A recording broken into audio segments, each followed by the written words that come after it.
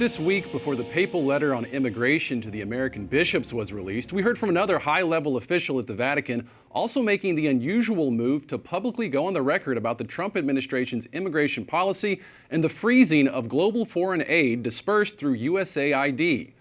Cardinal Michael Czerny leads the Vatican dicastery for promoting integral human development.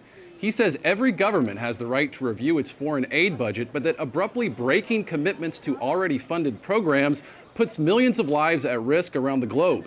He said it would have been more responsible to provide advanced warning because it takes time to find other ways to help vulnerable populations.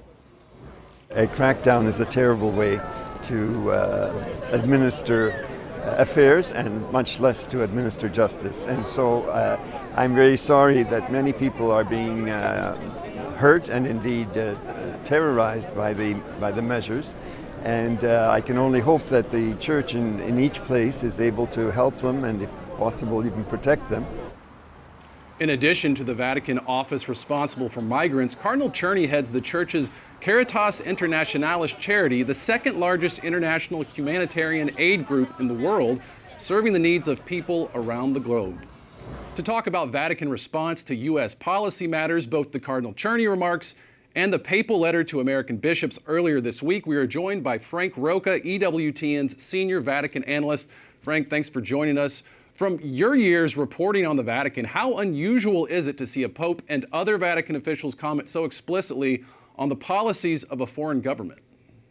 Well, it's very unusual. I mean, we remember in 2003 when John Paul II opposed the U.S.-led invasion of Iraq, he generally avoided specifically, explicitly mentioning the United States. He spoke against war, and we see that more recently. Pope Francis has avoided blaming Russia for the invasion of Ukraine. He doesn't speak about human rights abuses in China, and as much as the U.S. bishops would have liked it, he didn't talk about abortion specifically during the Biden administration.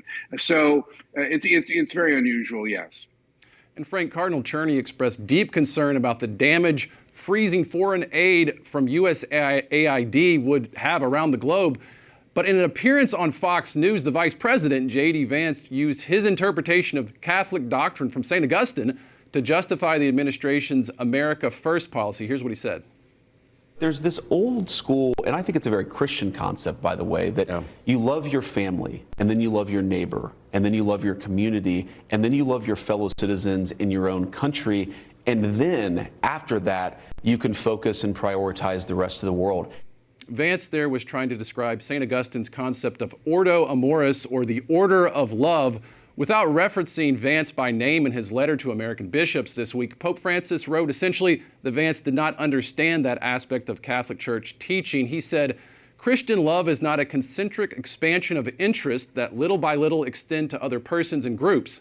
The true Ordo Amoris that must be promoted is that which we discover by meditating constantly on the parable of the Good Samaritan, that is, by meditating on the love that builds a fraternity open to all without exception.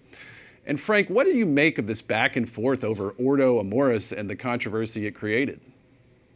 Well, from one point of view, the Catholic Church ought to be very happy that there's a big public policy debate being conducted in the terms of medieval theology. I mean, that's very. And what's interesting too is that what people weren't. This was happening a lot on Twitter or X, and people weren't firing back and saying, just keep religion out of it. What does that have to do with it? They were citing chapter and verse, saying, well, no, the gospel says this or that. So it was a theological debate about public policy in the United States. I think in another sense, though, it was a bit of a rabbit hole because, and not to the advantage of the people who are criticizing Vance, because the implication, if it wasn't the intention of the people who were hitting back at Vance, was that, well, in fact, we don't have a priority responsibility for the people closest to us, that we should treat everybody equal, even people who live in other countries. And I don't think that's what they meant to say. But in any case, politically, it's a losing argument.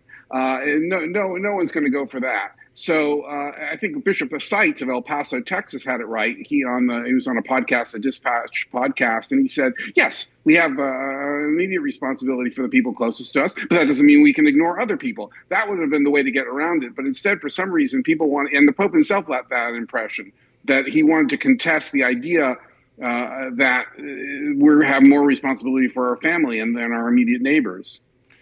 And Frank, one thing we know for sure, Catholic Church teaching isn't guided or rooted in different political policies as they change. Just where do you see these public disagreements headed into the future? Well, it's interesting. I mean, I think what has to happen is, I mean, it's one thing to say meditate on the parable of the Good Samaritan, sure, but people are going to reach very different conclusions when it comes to policy, is to be more concrete. And that's difficult because, I mean, Cardinal Czerny, whom you quoted earlier in that same interview with the Associated Press, he said, well, only really Lebanon has reached the limit or exceeded the limit of the amount of number of immigrants it can take, and maybe a couple other places. Now, Lebanon has about the number of refugees in Lebanon is about 60% of its population and citizenship. I mean, if the United States were even to approach that, we would be talking about tens and tens of millions of people more, maybe more than 100 million people coming in. So that's not politically very viable. I think, on the other hand, if you just keep it on the level of piety or good intentions, then people are going to reach very different conclusions, and it's not clear what kind of guidance the church is giving. And we'll keep paying attention to these developments. But before we let you go, can you give us an update on the Pope's health? He was admitted to the hospital with bronchitis on Friday. What can you tell us, Frank? That's right. Well, he's canceled all his appointments through Monday. He's in the hospital. And as we speak in the early evening Rome time, the Vatican recently issued an update and said that he has a respiratory tract infection. He's taking drugs. They didn't specify which as part of his therapy in the hospital, and that his condition is stable. So the Pope frequently has respiratory problems this time of year. And he did last year, and then he bounced back and took a very marathon trip to Asia and in the late summer. But right now, that's the situation as we speak. Well, we'll keep him in prayers. Frank Rocca, EWTN Senior Vatican Analyst, thank you for being with us. Thank you.